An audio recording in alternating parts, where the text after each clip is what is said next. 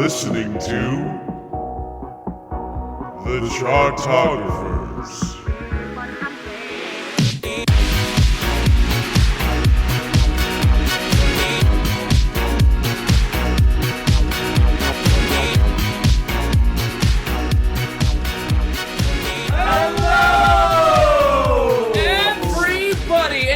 Listening to the third wonderful season of the Chartographers. It is a music-loving podcast for music-loving people where we take every single album by a particular artist and we rank it from worst to first. It's what we do, it's what we're known for, but the weird thing is that we've started out season 3 kind of doing challenges for ourselves, because we've done, after the first 2 seasons, we've tackled everything from the Beatles to Led Zeppelin to the Janet and Michael Jacksons and the Lady Gaga. It doesn't matter. Are you saying those weren't challenging? Oh, no. I'm saying we tackled a lot of these things, but now we're getting into thick, weird, interesting, different kind of groups. I mean, we opened with Steely Dan, we followed it up with a little bit of an idiosyncratic choice with Whitney Houston, and we've done rock groups before, the Beatles and the Zeppelin, and also the Fall Out Boy and the, No Doubt, and the Smashing Pumpkins and what have you. This, though, we haven't done anything like this. We haven't done anything this raw, this in the red, this fuzzed out. We haven't done garage rock in this way, and if we're gonna do a fucking garage rock band, it might as well be the one band that everyone remembers from the garage rock era. Sorry, the Vines. So, guys, let's get into it. We're gonna talk about the one, the only, the group that borrows so shamelessly from rock's past they looked at the Beatles and said, hey, we too can have a shitty drummer, the White Stripes! Woo! Goober and the Peas if you're nasty. So, the White Stripes formed in Detroit. Jack White, he's not really like the guy, he wasn't really the impresario of the garage rock scene there, but he was an active participant and vocal supporter. He loved the stuff that was going on, especially mid-90s Detroit, economically depressed, lots of anger came out of there, so there was a rather large scene there. He actually did this one record he produced called Sympathetic Sounds of Detroit, where he had the same setup, same drum kit, same recording equipment, invited all of his favorite bands in and said, hey, do your best song, and put that out as kind of like a locational thing on the map. Like, he really cared about the scene. So, weirdly enough, around the late 90s, when Kid Rock and fucking Eminem were, actually breaking through, people were like, what's coming out of Detroit? And weirdly enough, people were looking at, when they looked at the rock scene, the White Stripes were there right at the start of the UK-fueled, weirdly enough, garage rock revival with the Strokes and the Hives, an underrated band, and all these other great things that came out of it. Of course, Jack White and Meg White, his big sister / wife / ex-wife / who the fuck knows, they all are together. And guys, we're going to talk about their discography. There's a lot to go through, and it's gonna be great. But in order to do that, we have to rank it, and I have to tell you who's doing the ranking. That's what we do. And first off, there's me. I'm Evan Sadi. You might know me as the interviews editor over at Pop Matters. You might have seen my writings on MSN or in liner notes for re-releases, all sorts of other things that have gone on. It's cool. And most importantly, though, I hope that you know me on Snapchat as the host of this podcast, because I love this podcast so dearly. I hold it in the deep throes of my heart. And if you know anything about the podcast, then you know the person sitting next to me, the Brendan Benson to my Jack White. That's right, guys. It is Taran O'Reilly. Hi. Who was worried I was going to do a Meg White joke at some point, but I wasn't Meg White. I wasn't worried. Yeah. I just kind of assumed. I mean, last episode I was the Rachel Marin to your Frank Farmer. Yeah. Cool. So Hashtag bodyguard reference. Cool, guys. Great. We're fun. I'll take that. Now, the weird thing, though, going into this week, and I had no idea, is that you didn't have a lot of familiarity with the White Stripes. Not a ton. Yeah. I knew, the main singles, the big hits. Yeah. And a couple, album tracks that I got on mix CDs and shit. But I had never done a deep dive, so yeah. It was a fascinating week. Oh my goodness, right. And the thing is that, while we could talk about it a lot, we can't do it alone. We never really can. So we decided to invite back... We're kind of basically forming the Rock Contours here, all right? We have, that's what we're doing. So we have 2 amazing guests, a returning guest and a brand new guest who I'm so stoked is now going to be part of our stable. First off, this guy over here, he is the music editor over at NoiseTrade. You may have seen his writings in Rolling Stone and other places. And most importantly, his crowning achievement, I think, in life, was when he was on the Season 2 premiere of the Chartographers to talk about Michael Jackson. That's right, guys. Our dear and wonderful friend Will Hodge is in studio right now. Hello, operator. Damn. I don't have a follow-up for that. How you doing, buddy? I'm fantastic. I'm so glad to be back, and I'm hoping that I can silence the crowd as much as I did when I tried to put Thriller at number 4 during the Michael Jackson episode. We'll see what happens. Yeah, it was all through your passive manipulation. It was great. Hey, there we go. See, now I have the track list up so I can actually make jokes now. They're not going to be good, I assure you. They're as ugly as I seem. They never are. Thanks, babe. On top of that, though, this guy, he is in the Chicago music scene. He's an actor. He's a singer. He is a songwriter. We just totally randomly met him at a fucking party once, and it's just like, hey, you mentioned RIAA certifications. And that's a very specific thing. We should probably talk music. And you heard the podcast and now he's here. Guys, it can happen to anyone. It's like a contest. It's great. Guys, please welcome Justin Smith over here to the podcast. Hey, little apple blossoms. I could tell that we're going to be friends. Yes. So, guys, the jokes. I need to step my game up. Everybody, I was just like, I'm good. And they're our guests are showing We're me in up. our little room, and we got something to do. Yeah, Oh my I gosh, can't right. wait to see how this ends. So, guys, now the great thing about the white stripes is that, and the thing is, and there was this clarification question that came up earlier in the week, and it's good. We are talking about the white stripes. So that very specifically is not Jack White and his fucking solo albums. We're not talking about the raconteurs. We're not talking about the upholsterers. We're not talking about whatever that other one is. The Dead joke- Weather? Dead Weather. Yes, thank you. Yeah. Good. You know, he's like in 8 bands. Okay, I don't fucking Don't care. forget Goober and the Peas. And Goober and the Peas, Yeah. and The Go, and Two-Star Tabernacle. There it is, there it is. And, I mean, I did the fucking research, man. All right, I've been here all icky thumb. So, most importantly, though, I know, that was the worst of all. So, they have a very concise discography. It's 6 albums. They have a couple EPs that they have tossed in there, a couple of their soundtrack cuts. And as much as I love their fucking cover of Tegan and Sarah's Walking with the Ghost, we're talking about the albums, which are their kind of in the red raw debut of the self-titled White Stripes from 1999. There's, of course, the Distill. They still. Distill. Yeah. Distill? All Just right. act like there's no I thought it was J. good. It's like there's no words there. The J is like a Y. Yeah, their follow-up, Dutch. Distill Yeah. from 2000. There is their critical breakthrough that was White Blood Cells in 2001. There was their mainstream breakthrough that was Elephant in 2003. There is their, hey, you know, guitars kind of suck album, Get Behind Me Satan from 2005. And, of course, there was their surprisingly last album that was Icky Thump in 2007. So 6 albums, 6 slots. We are going to rank them. We're going to debate them. And, you know, here's the thing. We got our ideas. We got our arguments. A good argument can change an opinion. Like, I think I know what number 1 is, but I could absolutely be persuaded otherwise. I totally get it. But listen, first off, anyone have any things to say about the 6 albums? Pretty good. Nothing else you want to throw in there random to be an asshole? This is going to be tough. All right. Yeah. I mean, it's not necessarily a case, I feel, of what's worse. It's just what's the least best and what's the best. You know? Exactly. Those are always fun episodes. Yeah. So it's, yeah.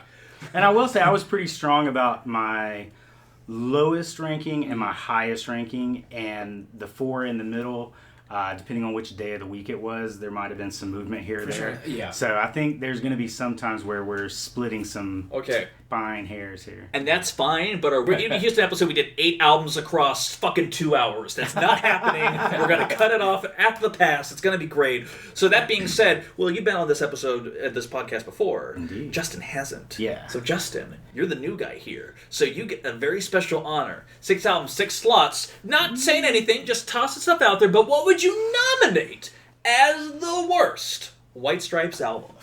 Or 6th best, if you want to be that. Yeah, exactly. I like that. Yeah. I like that.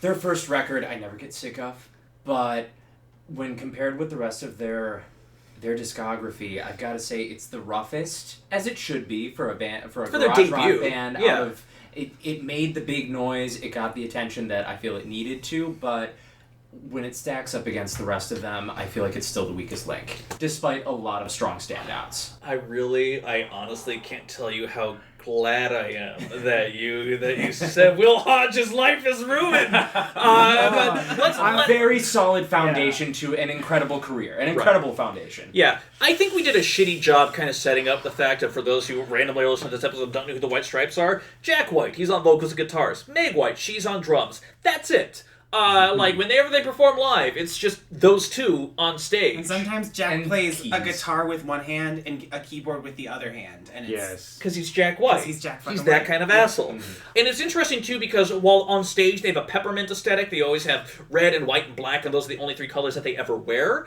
Part of the reason, I didn't even realize this, is that why you're wearing what you're wearing today? Yep. Justin's in character, I want to point out, exactly. Will Hodge is not. Yes, yeah, Yeah, that's what I'm sure. I mean, Red and white and black. Oh, Us, okay. except for you, man. Yeah, apparently, Sorry. I Didn't suck. get the memo. You're very racontoursy right Yeah. now.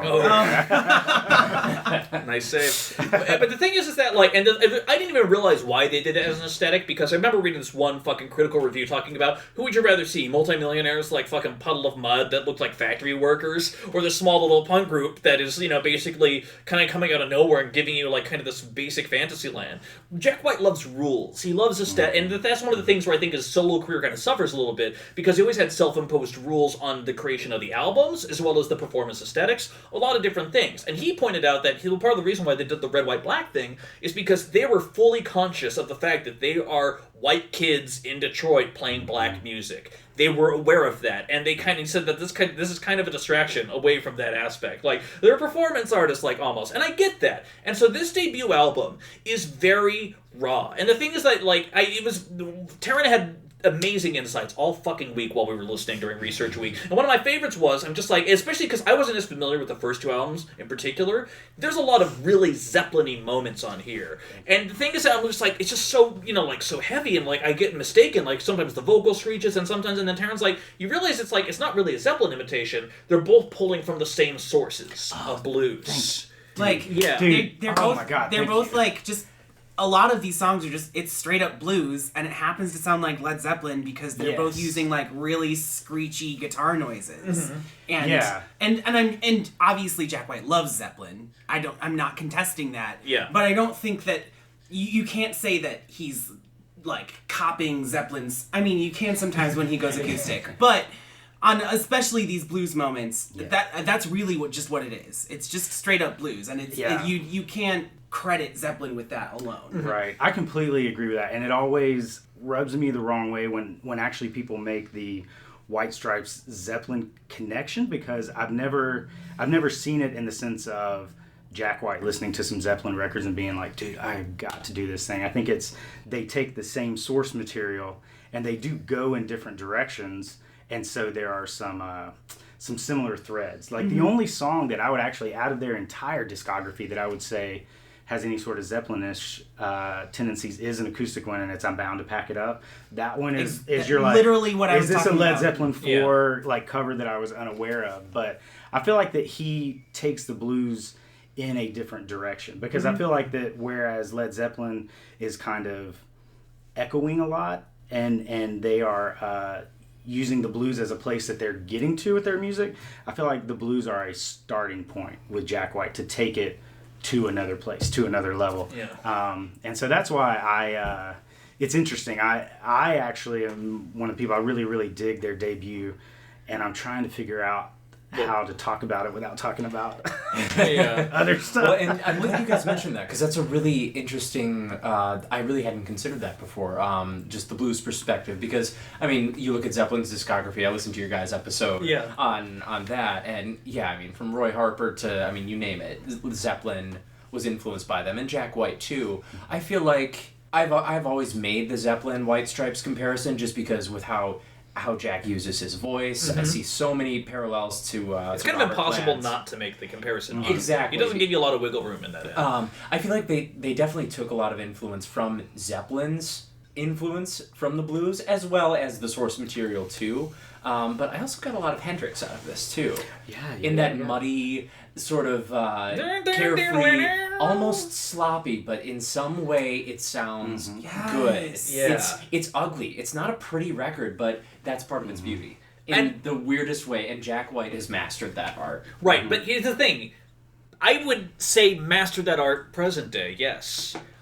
On this debut, I think it gets a little out of hand at some points. And that's where I kind of agree with you on there. On Now, some tracks it shines out more than others, but yeah, there's some I'm just like, ooh. this is more like White's. This is more like with the Flaming Lips when they had that compilation. youngsters with an enthusiastic for recording or whatever. You're like, this is like this because listen, Well, Hodge, I know you're going to have a very fine and articulate defense of this album in a moment, but fuck Astro. All right, listen, that is a terrible song, and like Broken Bricks right after it. Justin like, is not okay with sorry, that. no. Guys, that's not a good song. I'm sorry. I understand the need for a dumbheaded party song on there. It just feels like, because the biggest thing is that as they get on, they really find a better way of developing grooves. Because you can have a repetitious riff, and then you can find ways to like embellish and add on and build up, you know, like a ball and a biscuit kind of thing. But like early on, it's just sometimes it's just like bam, bam, bam, bam, bam, bam, and then they repeat it, and then they repeat it. You know, and this is something that I have mentioned on a lot of episodes, especially homegrown artists, where like there are songs on here that I think that the riffs and the idea behind them is great, but it's really just a matter of production value. Like I know it's punk, it's supposed to be grating, but like I can't make it through Broken Bricks. It just like hurts me a little. Yeah. And like there's just a couple songs on here where I'm like, if they had recorded this exact same thing, even just 2 years later, I think I would like it more, because there's just that tiny little increase in production value. Maybe that guitar noise would be curbed a little bit and still get the same effect and not literally hurt my ears. It's not part of the charm. I'll tell you, it's interesting because sometimes whenever you talk with the benefit of hindsight, it kind of skews things an interesting way, because you're like, let me tell you why this is great in reference to the 5 albums that came after, kind of thing. But I think there's one thing. I've got an old recording of a radio show they did in '99 before this album even came out. And the last song that they played on that radio show was Dead Leaves in the Dirty Ground, which did not come out until White Blood Cells. Yeah, 2 albums later. And so what I think is interesting is I agree with the rawness, the grittiness, the struggle that's in the music and all that sort of stuff, but I don't think it comes from a place of them not having developed yet. I think he was really, really trying to make an intentional statement so that everything he did going forward would still come back to the fact of like, he is a bluesy garage rock guy. No matter where he goes into, he loves like hip hop beats. His solo stuff kind of goes all over the place. Racking tours, like super countryish, all that sort of stuff. But everything always comes back. I think he wanted to make sure that he's like, I'm going to do a lot of things, but this is what's most important to me, is this intentional bluesy garage rock. And I think that's fine, and I think that's a fair point. We still are an outvoting system, mind you. But I just want to hear, before anything else, you know, like us outvoting you, before that, what would you have nominated in number 6? I actually, I'm kind of... Are you second-guessing yourself? No, not second-guessing. I'm a little... I thought you guys would probably agree with me on this, but even before listening through everything again this week to prep, Get Behind Me, Satan has always been the place where I've been like, oh, this is where you lost the plot. And I think for a couple different reasons, it's like, oh, I see what you're trying to do. This is the part where when people are like, sometimes they're weird just to be weird. I'm like, yeah, I get it. Marimba? You don't need marimba. You know, like Meg singing Passive Manipulation. You don't need that. Like, you actually don't need that. Okay, do we ever need Meg on vocals? I actually like it a cold night. Yeah, I really kind of do. Okay, but it's still the Passive weakest Manipulation? song on No. that album. Yeah. I like the Least cold night. strongest. There we go. Yeah, so Get Behind Me, Satan has always been the album where I feel like it's some of my favorite of their songs on my unquestionably least favorite album of theirs. Okay. And see, and the thing is, for the context, though, after White Blood Cells, but especially after Elephant, like, launched them into, like, stadium status, because literally Seven Nation Army gets played at fucking sports arenas now, Right. which for a little two-piece from, you know, Detroit is like, the fuck? Have you listened to the actual production on it? The fact that that's being played at stadiums is amazing. Right. But, like, Get Behind Me, Satan was very much a counter-reaction to that album, because I feel like Jack White, again, like, he has rules that he has on there. With White Blood Cells, it was no guitar solos. With Elephant, it was basically, let's record this in 10 days. In Get Behind Me, Satan, this is like, let's do electric guitars as little as possible. And there's still guitars on there, but you're not wrong. It's a fucking weird album. I feel like it was the weird thing he needed to do at the time. That doesn't necessarily mean we as listeners enjoy it, because here's the thing. I was like, got on White Blood Cells and then Elephant. I was there. I was in it. I was ready. And then fucking Blue Orchid as a single comes out? Right. The fuck is that shit? Weird video. Bang, bang. That's actually one of his riffs that I think that is one of the strongest songs on the album, and I think it's one of the saving graces. But Really? Yeah, I love Actually, that song. I totally agree. It's weird. Yeah, I know you but don't here's like it. but here's You guys what's are all fucking interesting. weird. When you say it's the album he needed to make, I actually feel like it's the stuff that was left over after a very big creative time for him outside of the White Stripes. Because after Elephant, he does the 5 songs on Cold Mountain, which are like, I'm going to get my acoustic, rustic blues. Yeah. I'm going to produce the Loretta Lynn album, which that's essentially a Raconteurs album with Loretta Lynn on vocals. And all no those problem with guys. that. So he gets all of his amazing Eccentricities. toolbox that he brings to the White Stripes. He like used up a lot of them in these other areas, and then he gets to recording the next White Stripes record, and it's like, okay, how do I be weird for the sake of weird, almost? And that's where I feel like getting the stuff like marimba and piano and all like those slow acoustic blues songs where you're just like, dude, I think that, I mean, not to get too far ahead, but the curveball that he was trying to do with Get Behind Me, Satan didn't actually happen until Icky Thumb. You felt it was kind of indulgent. Right, yeah, it's almost a vanity project. There is no denying it's Jack White fucking... is an indulgent person. Right. Yeah. Period. But And you want your artists to be, for the most part, because that's where you get some really good stuff. But I think that this is one of the times where he would have really benefited from either As a far as producer or something. I knew you were gonna say "Get Behind Me, Satan," and I'm glad you did, because I've been prepping for this. 'Cause I'm like, I know that "Get Behind Me, Satan" is gonna take a lot of flack. When I was listening to your guys' Zeppelin episode, and you got to Zeppelin 3. This is the Zeppelin 3 of their of the White Stripes catalog. It really is, because where'd the guitar go? But I mean, you look at tracks like Blue Orchid. I mean, that's really the only strong, electric guitar track.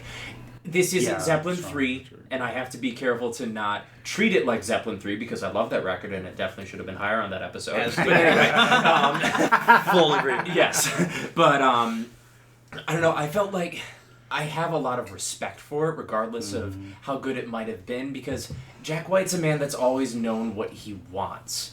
And That is he's true. exactly the kind of person that would take a follow-up to Elephant and just say, hey, all that fame that I just got, fuck it. I'm going to do what I damn well please. And I feel like so many of the tracks on here, as weird as they are, that's kind of the saving grace of the record. It's weirdness, because Jack is weird. It is distinct. I'm not gonna deny that. It leaves an impression. There are songs like Passive Manipulation where I'm like, okay, why? And they would Okay. and they will do that, or they did do that live with Meg actually getting off the drums and playing timpanis as she's singing. And so that's the indulgent stuff where you're like, guys, I understand you have the money. I understand you don't have a lot of people telling you no, you're getting to make your own choices. But this is when we've seen what you can do, and when we've seen how in control you are of what you can do, sometimes those exercises are going to fall super flat. And I think this is where they really kind of... And it's the fearlessness that I respected so much, because I'll give you that, in that venture, they still created some of my favorite songs in our whole category. The Denial Twist, White Moon, believe it or not. Oh, you I like White Moon? I love that Yeah, song. I don't... I know. I'm actually. I like it when... It's weird how like 3 people agree on one thing so far this podcast. Right. Yeah, no, I like it when Jack gets on the piano. I want to like White Moon. It's And too it just- self-referential. It Yeah. just doesn't quite make it there. There's something about the melody that's a little off-putting to me. It's a I build up actually, to nothing. Yes, Like that is exactly they are what it is. they are great builders. I want but there to every be a once in a release while, on yeah, there. the song doesn't. I do love how he references "Truth Doesn't Make a Noise," though. That's a nice Yes, little like exactly. introverted. The that other will thing get to about this album for me is that I really like sections of it, and then I realized that, like, for example, My Doorbell is like a really great song. Fucking is. amazing. It's an amazing song, except that it's the same structure as like 3 other songs That's what in their I was gonna discography, say, and yeah. it's just not quite as But it's good pres- as them. I know- think I think My Doorbell is like the better version in the sense of almost when you get to Denial Twist, you're like, oh, my other doorbell. Like it almost feels like, that's the back. Okay. So like if you have your entire White Stripes discography on shuffle, if the Denial Twist hits, you're like, oh yeah, I dig it, I love this song. But if you listen to the album straight through, you're like, I feel like I've heard this on this album already. So okay, so here's my thing about it though. I agree that there's a lot of things, and listen, Jack White's an asshole. We're happy hour minisode after this. We'll talk a lot about that. But the thing is that, like, I absolutely understand where you're coming from, because it was a bold move, especially at the height of your fame, to go ahead and do a multi-genre spanning thing that's basically outside of your comfort zone. Some artists have a very clear vision of the direction they want to take it, whether fans are with it or not. Think of great artists like Taylor Swift, like incredible. But like more importantly though, this is one where he legitimately wanted to like create something different and weird and so outside his comfort zone. I respect that. And the fact that you respect this album, I get it. Respecting an album and enjoying an album are different experiences. And that's the thing. As much as I want to pull a Zeppelin 3, this isn't Zeppelin 3, and this is easily in the bottom tier of their discography, in one of the least best parts. Right. And we were also 25 minutes into the podcast, so I'm just going to... We did it again! I know. So, Taran, I don't know about you, but the fact that these two wonderful guests have nominated these two albums very much aligns with my personal feelings. Oh, yeah. As well. No, I don't disagree. Can we at least 3 votes to go ahead and get the White Stripes into number 6, the self-titled? I vote. Well, they're good, great.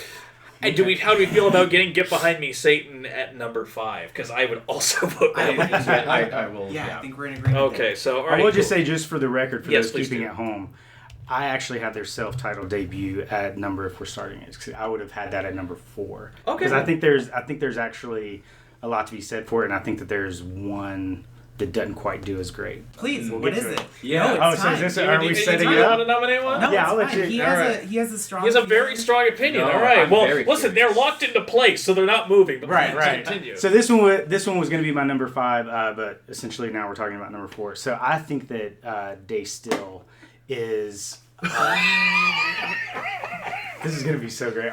We are going to have a group hug at the end of this, right? Yes. We're gonna have shots. I just want to make sure. Yeah. Okay. Right, more shots after. I feel like that, once again, when you look at these albums in a vacuum, you're like, love this song, I can sing along with this riff, all this sort of stuff. But then when you kind of stack them on top of each other and like you literally like have track list with stars by them of the ones you like, I think Day Still is a fantastic follow-up that is still a little bit of him trying to set groundwork and parameters of I've got more in my bag of tricks that I don't want to put out there yet because I want to make sure that everything builds on this and comes back to this. So you would nominate Day Still? yes. Okay. I have a lot of thoughts on it, but I kind of want to hear from Justin right now. Yeah. Or not. Okay, so let me I did silence the crowd again. let me toss something out there. There's so much. I know. The fascinating thing about this for me is that I feel like White Stripes is very much, again, blues indebted, pretty much straight through, with a few exceptions for the most part here. Distill, you feel like he kind of moves a little bit towards pop to a degree, and a very specific brand of pop. Because when he goes acoustic, it's weird how he either goes Zeppelin 3 or he goes McCartney. And the thing is that, like, there's a lot of moments on here that are just, like, actually sweet. Because this one, and listen, he opens with "You're Pretty Good Looking for a Girl." That's basically a Tommy James and the Shondells song. Like, and it's a real oddball for the whole album. I know, and it's a great template setter too, because it's very from the offset. He's like, it's not going to be as aggressive as the last album. It's going to be a little bit more accessible, but we're still a garage rock band. We still have energy on it. It's got like stubble on it. Yeah. But it's super poppy. But like, I'm not ready to go as far as I can just yet. I really do feel like when you look at some of this stuff, there are parts where he's trying to lay the groundwork to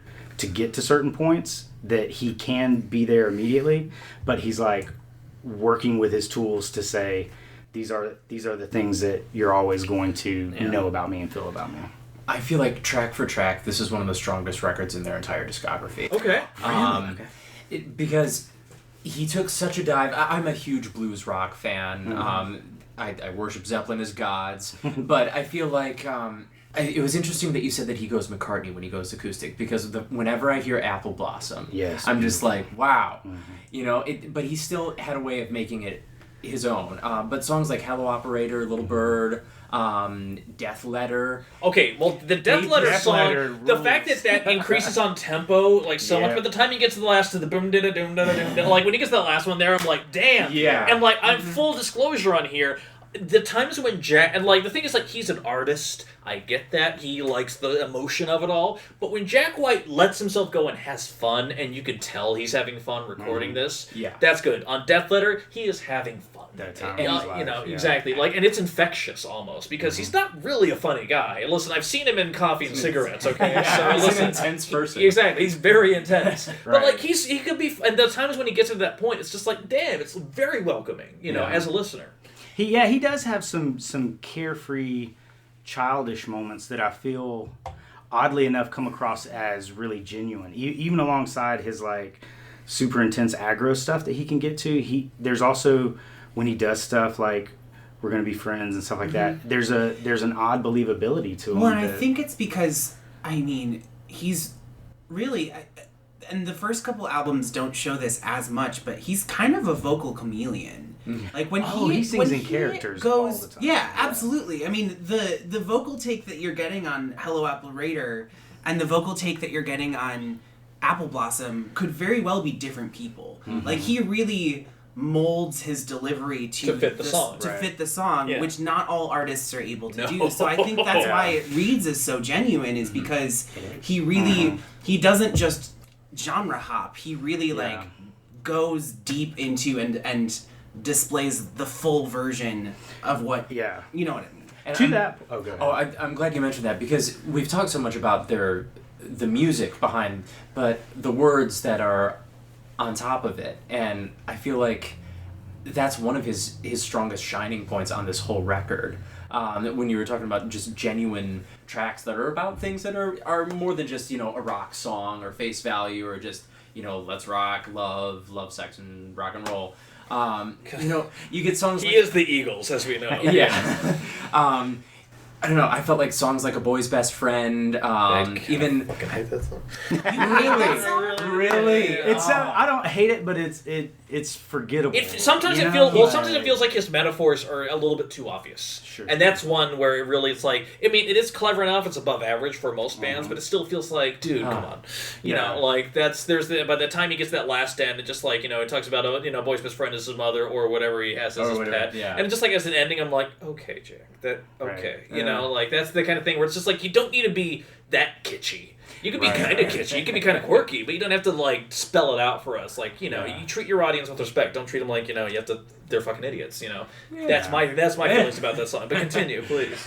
No, but I just wanted to segue into lyrics too, sort of, because he's a lyrical poet. Yeah. God, I just...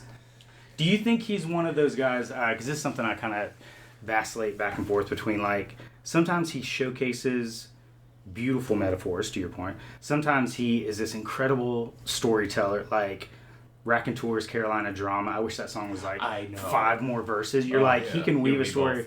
And then sometimes he does almost like this early REM kind of thing of where you're like, I'm going to put words together that play off the beat great and that sound great and all that, but they literally could be like anything. Like they're words that sound great and emote a certain thing, but they're not like saying anything as far as like Almost lyricism. kind of like a talking blues Bob Dylan type thing. Yeah. Yeah, no, I agree. Yeah, so sometimes when he sings, to talk about that, but also talk about your point about like the tone of his voice and things like that, I think that's why his covers on his first few albums were really important, because I think some of that singing in character is genuine to go along with the song, and some of that singing in character is for this musical genius that he is. I think that the part of his toolkit that took the longest to develop was his ability to write a vocal melody. And so when you hear him like on his first album cover Bob Dylan singing somebody else's melody, you're like, oh dude, he has such an expressive voice. Absolutely. That I mean, he's that's- trying to kind of get to. That's you know? my standout from that record. Absolutely. For sure. Yeah. It's so good, dude. Listen to What? it. You Yeah. know- All the Oh, yeah. All right. Yeah, so yeah. so that being said, I need to keep this discussion on track. So that I mean, I think that's a fascinating nomination. I think I could. Fascinating. No, because I could see myself agreeing with it very much so. I'm just curious for the De Still stand that we have here in studio, Justin. What would you have nominated at number 4? And that's the thing. It's after the initial 2, we're really splitting hairs at this point. And that's what we're about, baby. Yep. Yeah. So let's split some hairs. I would have to say I'd give it to Icky Thump. Yes. What? Yep. What? All right, and listen. If you break down the math, I've got track Icky Thump as my very next one. So because it's. I get you there. Everybody knows that title track, and everybody knows. Well, no, I don't think everybody knows 300 Mile. But they should. They should, because that song's. Oh, really? That's the. I love this podcast so much. That song, I feel like the first half of Icky Thump is one of the strongest sides of their catalog if you took out that song. No, you took out Conquest. Conquest is like The best? a genre mistake. It what do doesn't you mean? belong here whatsoever. He's not pulling it off. Really? We're going off the rails. Guys, This is can we awesome. have some order? Can we have some order to this discussion? I feel like we should be holding hands during this. Because, this is great. We're all gonna go around the room and say what we need to say about Icky Thump. That's what we're gonna do right now. So After we say something nice about each person, so all right, so You have a very nice shirt. yes, thank you very much. Your jacket when you walked in was impeccable. Will Hodge go. Okay, so we're talking about So Icky Thump was basically after the response they received from Get Behind Me, Satan. It's very much, to a degree, a Back in the Basics album. It's blues, it's rock, it's a little bit of pop thrown in there as well. But genuinely, it's also not. Because, it's just, there's a different lilt and a different aesthetic that they have to it altogether. It's just definitely, he's coming from a different place when he's attacking things. It's a place of experience, it's a place, I would argue, of confidence. It almost feels like an homage at points to their initial breakthrough in the UK, because they were more, first they broke through in the UK, and then they kind of transferred back over to the US, and there's a lot of, sea shanty moments here, and, Icky Thump definitely evokes. I don't know. It's weird. Yeah, it's really weird, and it's obviously it's still very much rock, but it's not. It doesn't feel American. Do you know what I mean? Except it's also his greatest, at least lyrically. He gets agitated, protesty. Jack White is one of my favorite vocals, and especially when the lyrics match. The only other time you really get it is Big 3 from the debut, when he's just almost spitting the lyrics because he's actually pissed off about something worth being pissed off about, and not just a bad relationship or whatever. And you hear him. I think what happens with Icky Thump is what should have happened with Get Behind Me, Satan, which is I've kind of, not to talk about Elephant too much yet, but it's we've kind of achieved some of the greatest that we can do with what we have. Let's add some new tools. Let's do some new things. And where Get Behind Me, Satan was in my humble opinion, a faceplant. They come back with that and they're we can play around with the guitar sounds more. Something like Conquest, one of the reasons that I do like that so much, I think it is such a complete left field addition that, in my opinion, works really well. I actually enjoy the song, but also when you hear Jack talk about it, it was a song that he sang a lot, the Patty Page version. He sang a lot when he was working in his upholstery shop, years and years and years before.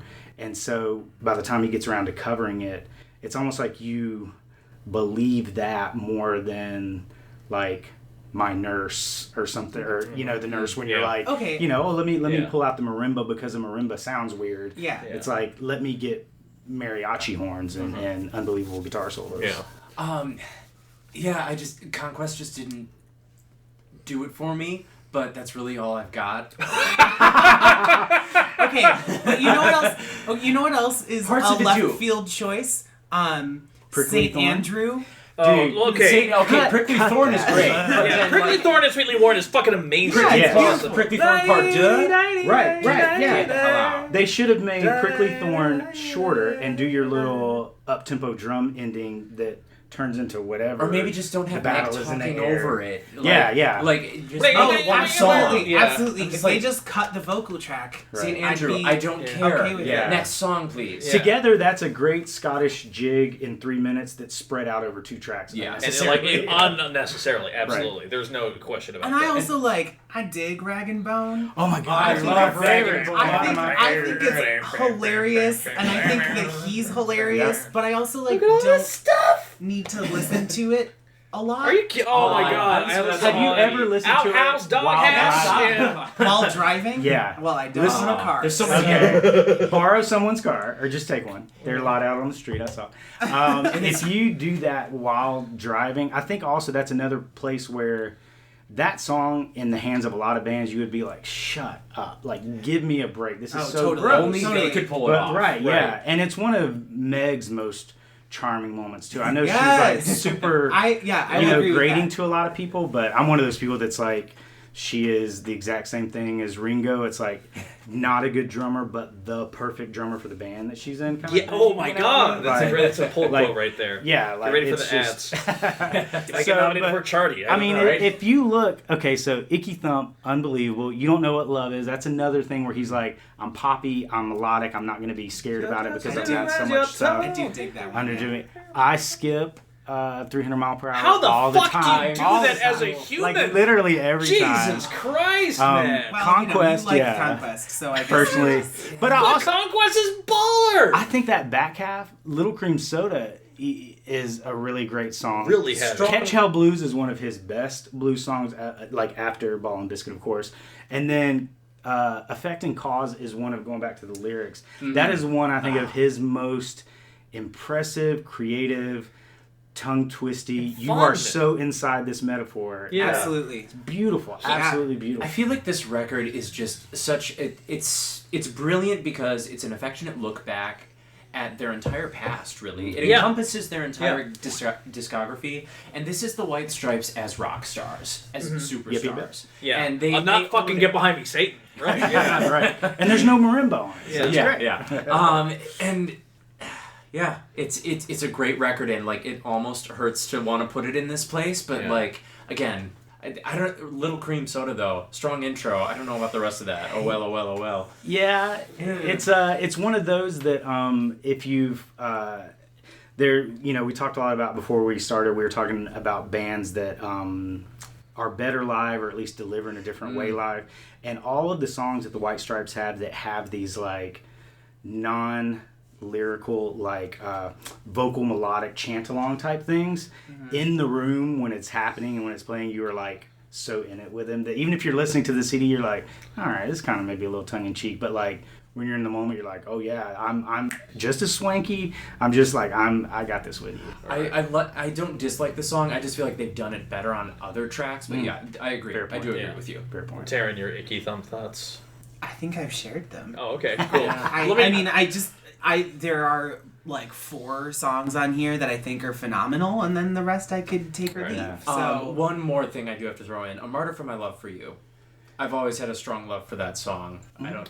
I'm indifferent to it, surprisingly. I'm kind of. But here's the thing, I'm indifferent to that song despite the fact that I fucking love this album, and I don't give a shit what all y'all think. Because the biggest thing about it, I talked about how Jack White, my favorite Jack White is Jack White having fun, and this album especially, there is such a buoyancy, there is such a joy to it, because even when he's on Icky Thump, keep in mind, Icky Thump is a guitar, drums, and him fucking around on a keyboard, or a little thing like that, whatever, but somehow it works. It's chaos. It's, it has those lines in there, you gotta kick yourself out, you're an immigrant too, it's just, there's such a visceralness to it there. A hell of an album opener that then goes into pop and then goes to 300 Mile Per Hour Torrential Outpour Blues, a Dylan reference that's also one of the best productions he's ever done within the White Stripes. Like, this is the time where they took 3 weeks to record this album, the most they've ever taken to record any album, and it shows. Not just the fact that they have horns and bagpipes and things like that too, but because the the album is mixed in such a beautiful and gorgeous way. You can have rock, and the thing is, they still have rockers like Bone Broke and Little Cream Soda on there. And you can say what you will about them, they might be even appeasing, but this feels like confident Jack White. This feels like, well, Get Behind Me, Satan is let's try a bunch of shit and see what works. Sometimes it does, My Doorbell. Sometimes it doesn't. A lot of other songs. But, you know, You're Adam Antisthetic with your Bolero. exactly. Thank you for And so, shaving. and so Icky Thump feels like it's not as widespread as Get Behind Me, Satan, but it feels focused. It feels like a lot more. These are deliberate and specific choices. So, like, well, I'm not as big a fan as, say, like, I'm Slowing Into You or Martyr for Your Love. The fact that, like, that laugh that he gets near the end of Affecting Cause, like, he laughs during the take because while he's playing it, because, like, there's just a buoyancy to it that this whole album has that is unlike anywhere else. Because Elephant Jack White and White Blood Cells Jack White, that's self-serious, self-referential Jack White, too. And we've had that Jack White for a while. To hear him in this pose, I think is fascinating. So, like, well, some days, I'm not gonna lie, some days it's my number one. I'm not necessarily gonna fight the hardest for it, Yeah. but I will say, in terms of ranking our albums 1 through 6, if for the nomination for Distilgen or number 4 spot, I absolutely am 4. That's what I would say. Taran, what would you put at number 4? I would put Icky Thump. At 4, did I have? Oh wait, yeah, I'm getting Yeah. half. Oh, like your Yeah, shade. I had Icky Thump at 3 from the top. Yeah, so I'm having to work backwards. Yeah, I'd put Icky Thump at 4. Okay. I will. I like what the point you're making about the fun Jack White, because I think what's great is, I think it's always cool when a band's last album, they don't know it's their last album going into it. Right. And so him not knowing like that Meg's gonna, cut the tour short, cut the band. Because short, if you have listen to interviews from anxiety. Jack White, Meg White was controlling the band and was just I love totally... how that narrative has changed so much For over sure. time, too. It's like, while there was still a possibility of them making a record, he's like, yeah, we're working on it, Yeah, we're yeah, seeing yeah. how it goes. And then the moment she's like, no, I'm not Doing this ever entering again, yeah. public life again, Yeah. he's like, she was so controlling. I tell you, she just would wasn't share in the excited. joy, She wasn't yeah. excited about the project. Yeah, Like, I think a little bit of that is him saving face for somebody not kowtowing to him, because I have completely unfounded. I don't have a reason to think they'll get back together, but I think that there's one thing that he will never give up, and that is the desire for them to get back together, no matter how negative he wants to talk about her. All you have to do is watch when they got back together for the last Conan O'Brien episode, after they'd already broken up. You watch his face, and the last minute of that performance where him and Meg are singing "We're Gonna Be Friends" is so heartbreaking, because he's gotten his chance to play with her again, but it's just for this thing of Conan got them back Conan, together. yeah. And it is so painful, because I think that no matter what he does, he still wants that to happen. You know what I'm saying? So Yeah. I think there's a little bit of anger and the whole I'm Jack White, you should want to play with me kind She of made thing. a conquest. I think No, really. Yeah. That's his one vice, I Yeah. feel, and he can't hide it.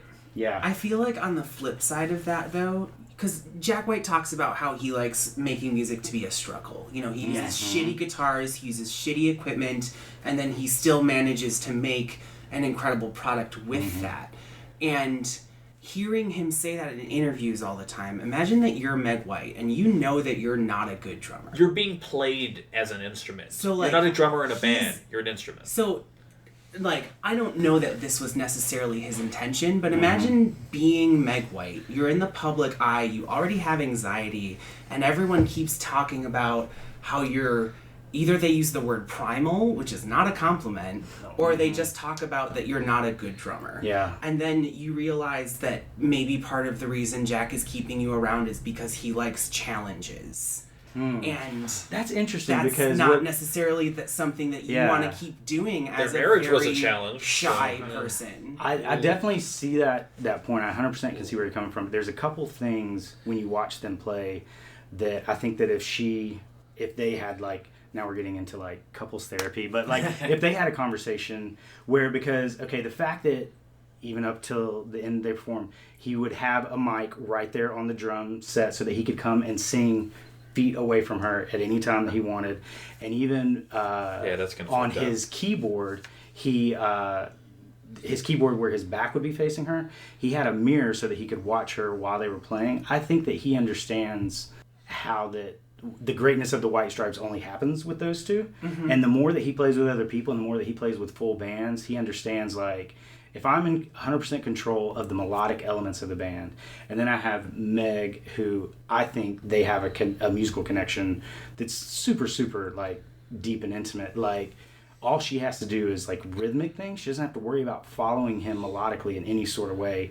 You just watch their body language when they play. And I think that he has never, as many people as he's played with, he has never come close to having that. And he tries. You see him interact with his drummers, but I think, I don't know. I hold out that they'll get back together. The Watson to the Holmes. Right, yeah. You know? So 100%. I think to really buttress your point there, I get it. Icky Thump's at number 4. But nice. I would say Day Steal has to be a number 3. Yes. It has to be a I number would 1. agree. Okay, I would good. agree. Let's just fucking, I mean, you're all wrong, and you're all idiots, and I hate you. But aside from that, yes, let's go ahead. So number 6, the self-titled album. Number 5, Get Behind Me, Satan. Number 4, Icky Thump. Number 3, Day Still. And that means that maybe people were expecting it to come down to the fucking knockdown drag out of White Blood Cells and Elephant.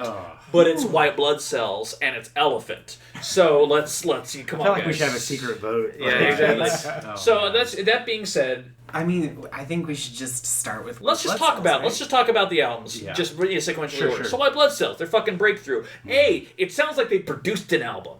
They have a producer on it, and I know it's Jack White. It's not Jim Diamond. The difference in sound quality. Jesus is Christ. It's night and crazy. day. Exactly. Even when you open with Deadly in the Dirty Ground, which is a fucking sludgy, fucking raw rocker, it's so much clearer than anything of the last two Absolutely. albums. Right. Yeah. So thank you. I mean, I know it was still Sympathy for the Records, release, but still thank you for that V2 budget. But the thing is that, like, he would never, I mean, even though, like, Hello Operator and Apple Blossom were, like, fun pop moments, Hotel Yorba? Who would have ever thought he would have the ability to do this fucking countdown, kind of song like there? Like, it's fun. It's Like, great, full on twangy. Yeah, It's the exactly. best. It's like rockabilly skiffle. It's I said something today. Oh my god, it is skiffle. It's Yeah. fucking skiffle, man. About it being like, that would be my, tell the doctors now that's one of my, like, wake me up from a coma songs. Like, I love that song. Yeah. It really is. So much. And, like, it even takes on different elements whenever they do it acoustically versus electric. I And all was just that. going to say that. Yes. Oh my god, it's great. It's so great. Yeah. Now, one controversial thing I will say, though, because I don't want to show my preference or anything for either of these albums there, because I don't think either of these albums are truly flawless, truly. But I will say, I wouldn't say back half, I would say the White Blood Cells has a weird last third. Because, like, when you get to, like, Now Mary and I Can't Wait and I Can Learn, like, those kind of things, like, that's kind of gets a little bit indistinguishable. Because, like, when you talk... Right, because when you talk... Exactly. Yeah. Fucking Aluminum. It's a distinct song because I remember it, and I hate that I remember Exactly. it. Legitimately. Like, you get the process vocals, whatever. I also kind of hate I Think I Smell a Rat. Think I smell really? it. I like it. But you don't like Conquest, right? Yeah. Okay. Yeah. So I'll come- his spaghetti western Yes. Spanish. I love that. And have you heard the Rome that he did with Danger Mouse, Nora Jones? Oh, he'd hate it. Yeah. Yeah. The Rome soundtrack, like this ability to work in, like, Spanish flamenco, like, I don't know. I Think I Smell a Rat is probably the only song that I truly enjoy on that back half, if we're saying we're going to be friends. I like this is in the Protector, first. though, I will say. But Now I'm Mary, strong I do love the vocal tone that he has on Now Mary, because I think it's one of his most, like, tender. When he gets vulnerable, when he gets vulnerable in his first couple albums, it's like the childish vulnerable. Yeah. That feels like the first mature vulnerable Jack White. Yeah, but that being said, We're Going to Be Friends, another McCartney moment. Yeah. That, and I mean this truly throughout. He is storyteller. He's a presenter. He's not vulnerable. He's not. I would even argue to a degree, like, he's not, like, emotional on record. Like, he has anger sometimes. He has joy sometimes. But, like, vulnerable is not one of his things. So We're Going to Be Friends is, like, the closest we get to, like, heartbreaking, like, sweet, like, kind, like Jack White. Like, Right. I would argue we never see that again. The And fact that it's Jack just Johnson not can cover it that. and Yeah. still Right. Yeah. like nail it, you're just like, all right, yeah, like there are some Solid ass song. tender roots. Yeah, it's Exactly. really good. I also, and as weird as it is, because it's basically a rewrite of the entire script of fucking Citizen Kane, This Union Forever. It's so fucking weird, and yet I'm about it. Taran hates it to death. I'm not about it. Yeah. I don't. Have you heard them say I perform hate it it live? to death, but There is a man! There's a man! Yeah. When it's live, there's a lot more energy to it. Again, and Yeah. you're absolutely right. Yeah. I think you've said that a couple times, Will. Just when you're in the room and you get an entire stadium going, there is a man. Yeah. A certain man. Okay. Like there's... But granted, that's not on the record. Yeah. Even with it... But you know what is on the record? I'm finding it harder to be a gentleman every day. Yes, Which that too. lyrically is such a fascinating little image. It's a nice I little anecdote. really dig that song. It like snuck up on me this week, and I was like, oh hi. Yeah. Right. It's Funky Dirty Jack White. Similarly, the Same Boy You've Always Known. I was like, okay. Impressing Your Mama song. Yeah. Yeah. I'm into it. Yeah. Right. I mean, I across the discography, and this is just showing my preferences, but I usually really like when he goes gentler. Like, as much as I enjoy, Fell in Love with the Girl is still probably my number one. Yeah. But like, when he goes that soft route, he really knows how to sell it. Yeah, that's one of the things when I talk about the White Stripes with people. His ability to be so genuine in both those spectrums, kind of like what we were saying, is so hard to find because you usually, only see people kind of trafficking in one or the other, but somehow he makes it believable. Like the same guy that is like ripping these thunderous guitar riffs and like howling and spitting vocals sometimes. Also, you sit him down with like a cheap, crappy Lerner acoustic, 3/4 child's guitar, and you're just like, And he has the I'm whole in it. cover I believe with a it. piece of paper. Right, yeah. And it's not just that, like, it's like, yeah, he makes it work, but he also like makes you believe it in a way that you're just like, cool, it doesn't feel manufactured or artifice. Absolutely. But that being said, I mean, he feels like there's an unstoppableness to it. It's almost like a Seven Nation army couldn't hold him back, like really.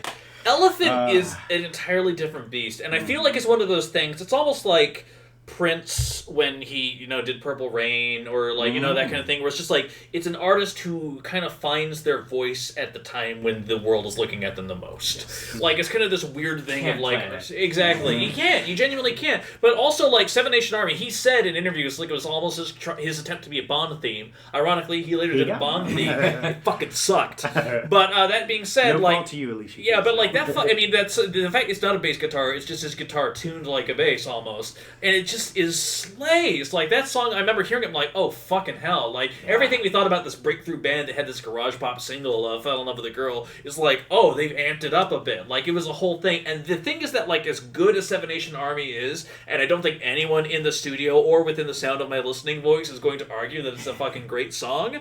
It's the rest of the album that still strikes you. Because, like, this is almost like every mood that you've seen so far, but just presented in a much more accessible way. Because, like, listen, fucking Black Math and Hypnotize, there's your fucking, like, rockers right there. But unlike on the debut album, Hypnotize. Can we talk about Black Like- Math for like 20 minutes? Black Math Cast, Oh my gosh. It's so, like, when he hits that breakdown. Oh, yeah.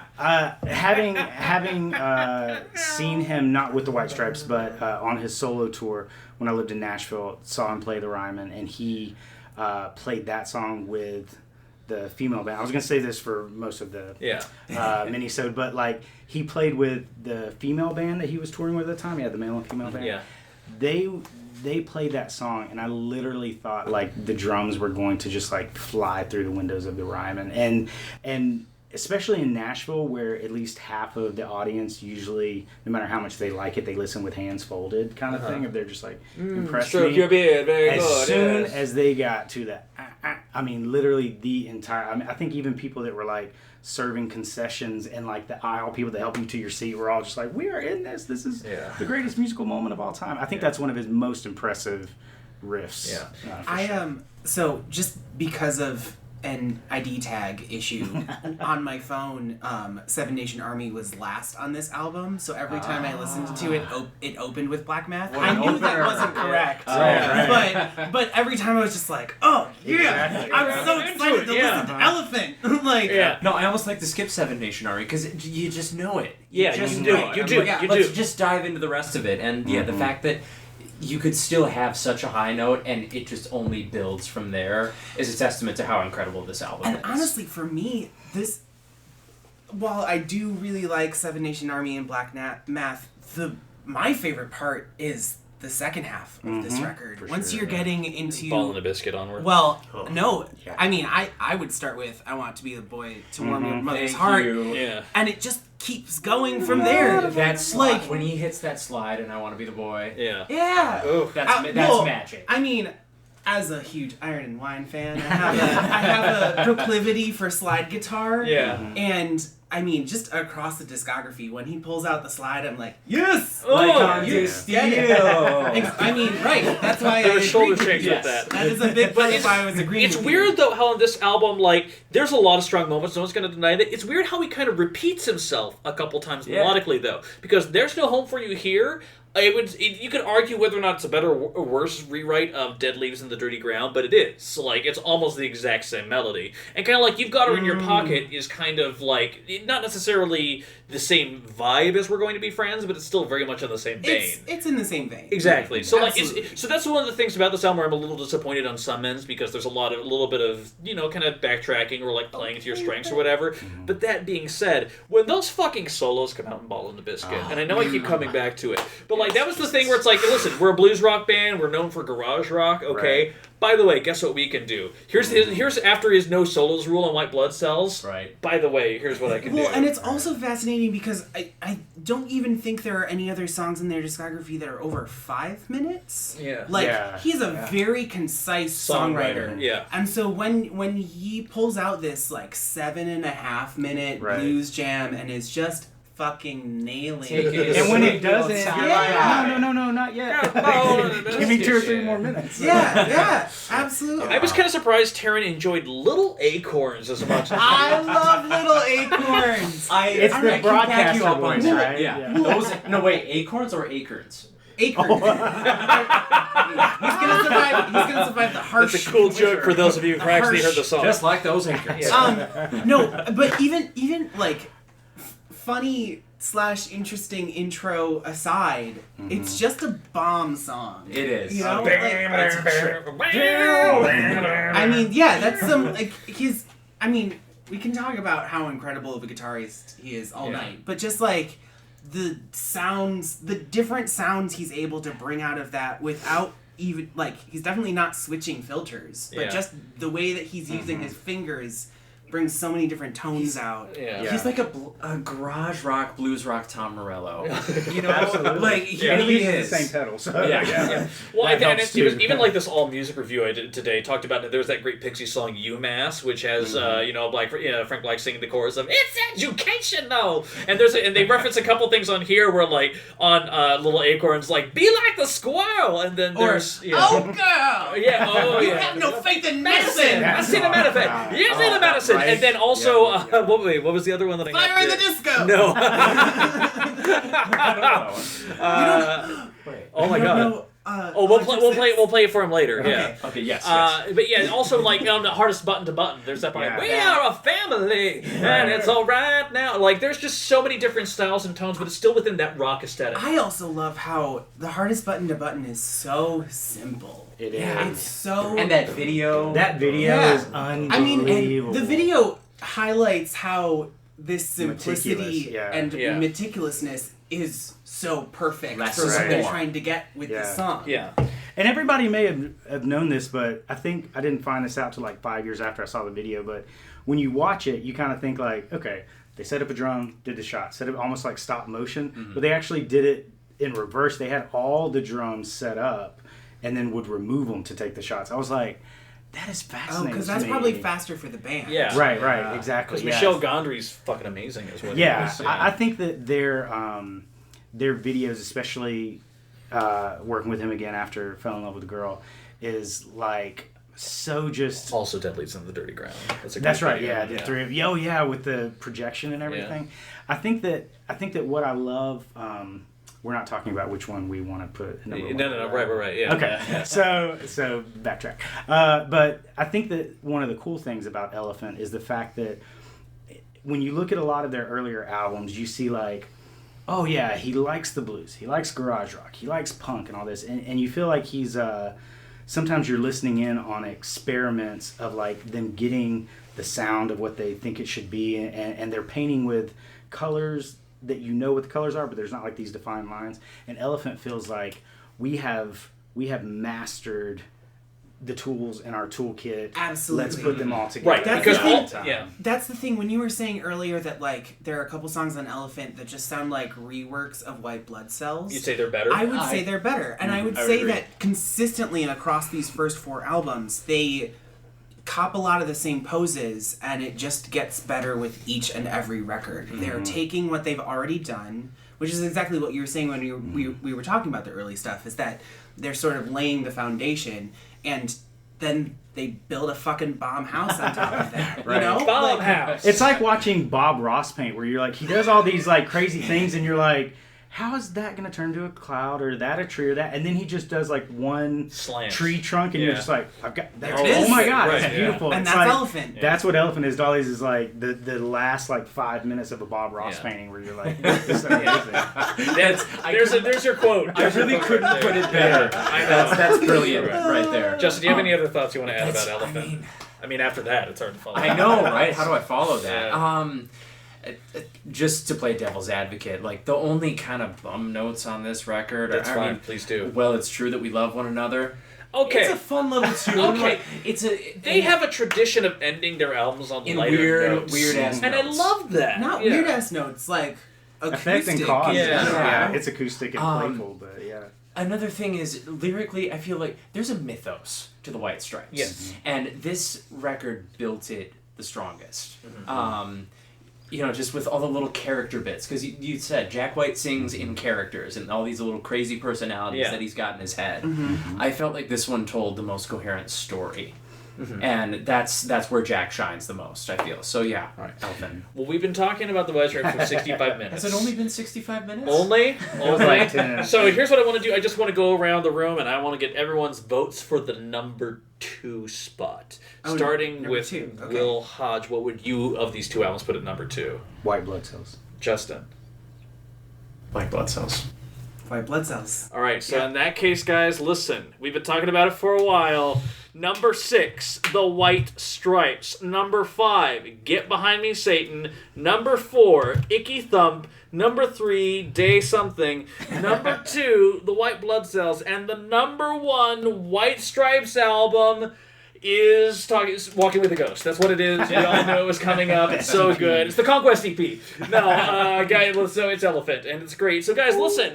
That is a hell of a ranking, and as you can tell, we have a lot of other things we haven't talked about. Yes. That's why we have a happy hour minisode. So we're going to get to that happy hour minisode in just a minute. In the meantime, though, you two guys, Yeah. thank you so much for being here. You two guys. And showing I up. know, right? Yeah, exactly. This has been a great time. Yeah. We have a lot more to say. If you could do us a favor, support our new and our returning guests by giving them a ranking on iTunes, because every time you do that, it increases visibility for the show, and it's a great thing. Also, follow us on SoundCloud and Facebook and Twitter and Stitcher and all these other fucking sites I don't know about. In the meantime, though, our Happy Hour Minnesota is right after this. Please listen to it. In the meantime, you guys have a good one. Keep on listening. You know that we'll be good.